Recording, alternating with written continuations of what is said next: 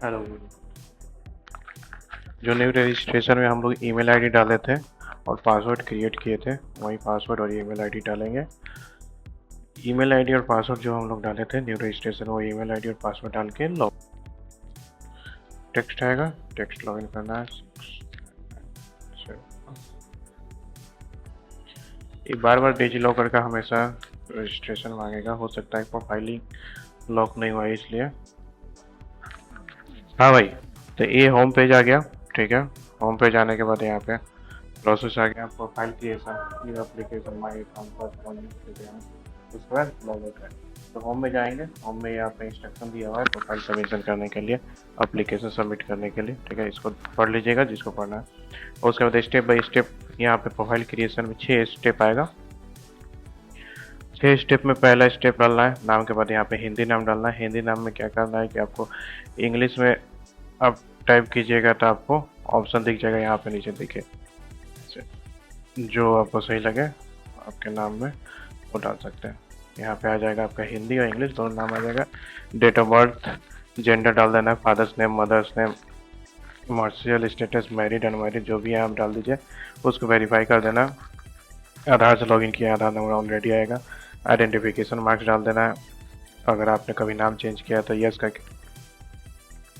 जो नाम चेंज किया है वो डाल दीजिएगा। ठीक है, यहाँ पे अगर सिटीजनशिप ऑफ इंडिया है तो अब यस डालिएगा। फिर उसके बाद दूसरा पूछेगा परमानेंट रेसिडेंट, मतलब जो ओरिजिन स्टेट ऑफ बिहार, क्या आप बिहार राज्य के अस्थायी मूल निवासी है तो हाँ डालिए। अगर आप बिहार राज्य के अस्थायी मूल निवासी है, इसको वेरीफाई कर देना, हाँ डाल देना। ठीक है, यस कर देना।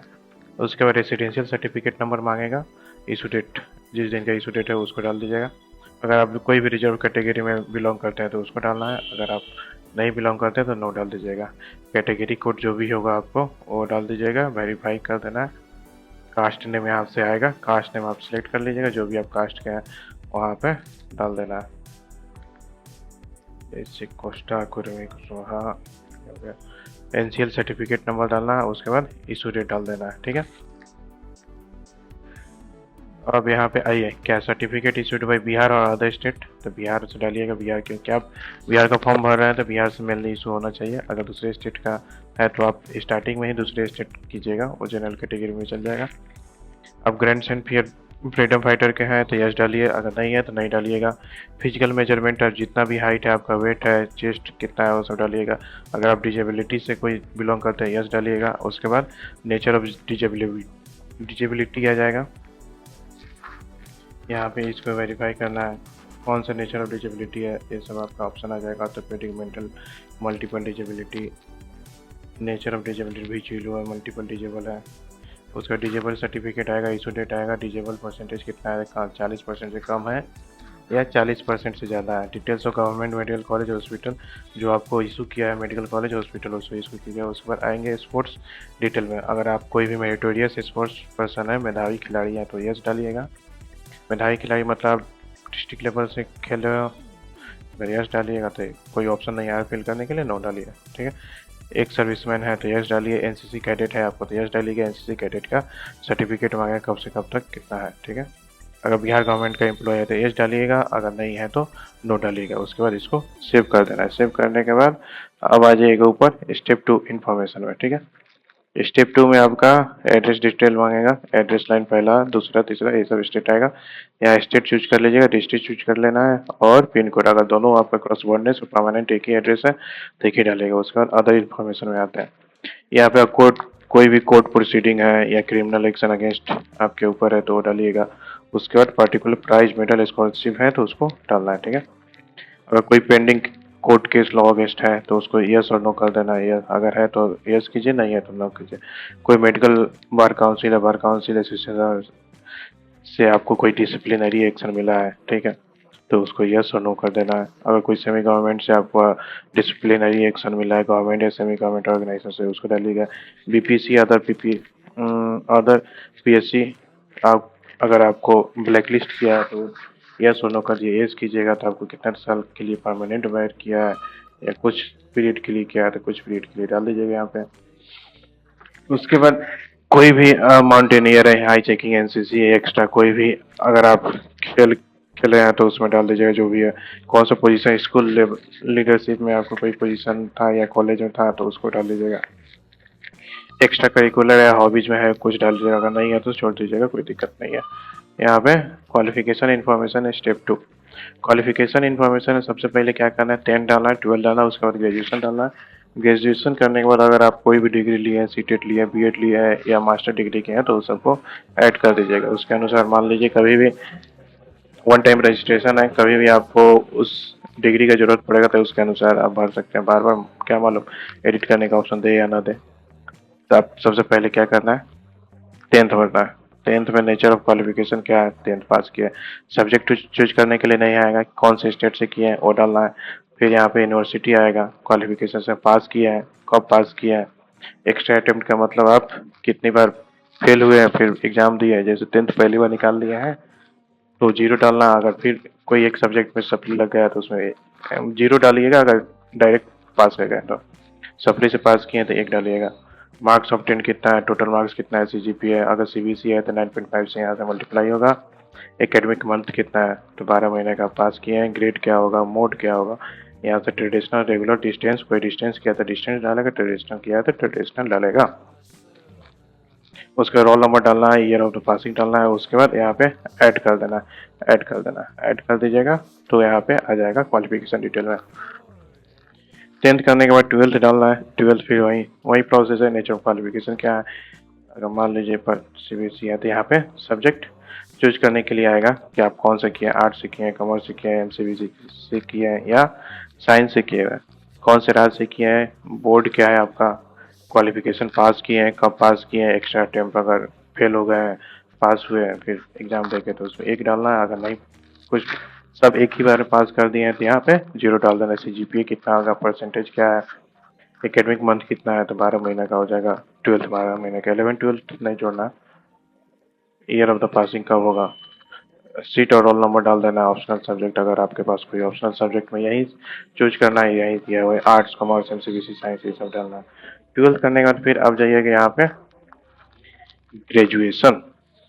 ग्रेजुएट में डालना है, नेचर ऑफ क्वालिफिकेशन आप कौन सा है, मान लीजिए जैसे बीटेक वाले बी डॉट टिक डालेंगे, यहाँ पे बीटेक आएगा, बीटेक डेयरी टेक्नोलॉजी बीटेक हो जाएगा। अगर कोई बीएससी किया है तो BSc, bachelor of science in engineering हो जाएगा या ऐसा कुछ है नहीं। हाँ बीएससी यहाँ पे दिया हुआ, बीएससी एग्रीकल्चर है, optometry, paramedical, BEd, BSc tech है, साइंस, हॉर्टिकल्चर, नर्सिंग, फिर बीएससी सब आ जाएगा। आप अपना जो भी सब्जेक्ट है उसको क्वालिफिकेशन उसको सर्च कर लीजिएगा। उसके बाद इसमें कौन सा किया है यहाँ पे आएगा, और कौन सा सब्जेक्ट ब्रांच किया है। अगर मान लीजिए कोई ग्रेजुएशन किया है, साइंस से बीएससी किया है, वैसे बीएससी भरने के बाद यहाँ पे आएगा कंप्यूटर, केमिस्ट्री ऑनर्स, जो भी है सब आएगा। जैसे हम बीटेक है, बीटेक वाले डालते हैं तो इलेक्ट्रिकल इलेक्ट्रॉनिक आ जाएगा। किस स्टेट से किए हैं, कौन से बोर्ड और यूनिवर्सिटी है, क्वालिफिकेशन स्टेटस अब क्या है, पास कर गए हैं तो यहाँ पे date of qualification, extra attempt अगर कहीं सप्ली लेके एग्जाम दिए तो उसमें डालना है। सीजीपीए कितना आएगा, टोटल मार्क्स कितना है, वही सेम टू सेम प्रोसेस है एकेडमिक मंथ जैसे इंजीनियरिंग में 48 महीने का होता है तो ये हो जाएगा। मोड क्या है, ट्रेडिशनल और रेगुलर, ट्रेडिशनल हो जाएगा रेगुलर। ग्रेड यहाँ पे डाल देना है। नेम ऑफ रजिस्टरिंग अथॉरिटी एक किन के लिए है, उन लोगों के लिए जो मेडिकल किया, जैसे medical, Andhra medical, state medical, dental medical, Bihar state dental council, Ayurveda से जो किया है, यूनानी से किया है, ये सब के लिए रजिस्टरिंग और अथॉरिटी होता है। दिल्ली से रजिस्टर होता है स्टेट, हर एक स्टेट का अलग अलग अथॉरिटी होता है, वहाँ से काउंसिल रजिस्ट्रेशन डेट कब से है कब तक, सीट रोल नंबर ये हो जाएगा, यहाँ पे ईयर ऑफ द पासिंग हो जाएगा, इसको भी ऐड कर दीजिएगा। ये सब 3 को कंपलसरी हो जाएगा। इसके बाद अगर आप सीटेट किए हैं, डिप्लोमा किए हैं, उसके बाद इंटर्नशिप किए हैं, एमफिल किए हैं, मेंबरशिप, नेट क्वालिफाई किए हैं, पोस्ट ग्रेजुएशन किए हैं, पीएचडी किए हुए हैं या कोई स्पेशल सब्जेक्ट ग्रुप में एमबीबीएस किए हुए हैं तो एसोसिएट मेंबर हैं, बिलो एसएससी 10 मतलब 10th के नीचे जो भी किए हैं वो उसको भी भरना चाहे तो आप भर सकते हैं, तो आपके ऊपर है। ये सब करने के बाद ऐड कर देना, ऐड करने के बाद सेव कर दीजिएगा। सेव करने के बाद अब आएगा एक्सपीरियंस इन्फॉर्मेशन। अगर आपके पास कोई एक्सपीरियंस है, एक्सपीरियंस कोई ज़रूरी नहीं है कि बीपीएससी द्वारा ही जो होता है, कोई भी जा सकते हैं कहीं भी एम्प्लॉय। जैसे यहाँ पे एक्सपीरियंस अगर हाँ डालते हैं तो एम्प्लॉयमेंट, अगर आप पहले कभी काम कर चुके हैं पास्ट में डाल दीजिएगा, किस तरह का एम्प्लॉयमेंट है, प्राइवेट किए हैं, गवर्नमेंट किया है, सेमी गवर्नमेंट, सेंट्रल गवर्नमेंट या आयुष मेडिकल सर्विस किया है। अगर अभी अभी भी काम कर रहे हैं तो ये प्रेजेंट डालना है, यहाँ पे एम्प्लॉयड। अगर आप गवर्नमेंट ऑफ बिहार के काम कर रहे हैं तो किस डिपार्टमेंट में काम कर रहे हैं यहाँ पे डालना है, उससे कौन से इंस्टीट्यूट, क्या ये बिहार के टेरिटरी में है या नहीं है, तो नो डाल दीजिएगा। बिहार में नहीं है तो यस डाल दीजिएगा। बिहार में है तो कौन सी डेजिग्नेशन है, जिससे मान लीजिए टीचर, टीचर का यहाँ पोस्ट आ गया, या ट्यूटर है आप, ट्यूटर किस तरह का ट्यूटर है आप, ये सब आएगा ऑप्शन। कोई बोले मैकेनिक्स, मैकेनिक्स का ऑप्शन नहीं है।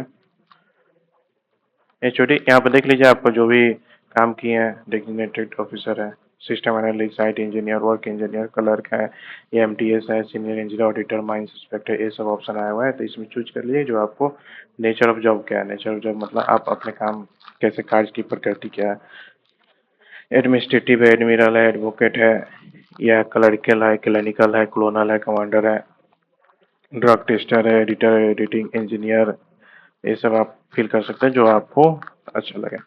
जो आप काम किए हैं वो सब हो सकता है। आप एजुकेटेड है कि नहीं है, यस और नो डाल दीजिए। नेचर ऑफ अपॉइंटमेंट क्या है, आप कंट्रीब्यूटरी है, डेली वेज वर्क कर रहे हैं, या स्टाइपेंड में काम कर रहे हैं, पार्ट टाइम काम कर रहे हैं, बिना पे के काम कर रहे हैं, या वर्क चार्ज मतलब पैसा दे के काम कर रहे हैं। या आपका प्रोफेशनल पे बैंड कितना है, 1500, 2500, 3000, 4000, 10,000, जो भी है उसको डाल दीजिए। ग्रेड पे क्या है, 4200, 28,000, 3500, जो भी मिनिमम बेसिक पे यहाँ पे डालना है। उसके बाद मंथली ग्रॉस इनकम जो आता है वो डालना है। मेडिकल कॉलेज इंस्टीट्यूशन, अगर आप किसी मेडिकल कॉलेज या इंस्टीट्यूशन में काम करते हो डालिएगा, नहीं तो नॉट अप्लीकेबल डालना है। किस डेट से आप काम कर रहे हैं इसको काम करने के बाद ऐड कर देना है। ऐड करने के बाद यहाँ पे स्टेप 6 में जाना है। स्टेप 6 में जाने के बाद एक लाइव फोटो कैप्चर करना है। लाइव फोटो के बाद एक सिग्नेचर अपलोड करना है। सिग्नेचर का अपलोड करने के बाद हिंदी में एक सिग्नेचर अपलोड करना है। उसके बाद आई एग्री करके सबमिट एंड लॉक प्रोफाइल कर देना। सबमिट और लॉक प्रोफाइल करने के बाद ही आपका न्यू एप्लीकेशन खुलेगा। ठीक है, आई होप आप लोग फिल करें। तब तक हम फिल करते हैं, उसके बाद न्यू एप्लीकेशन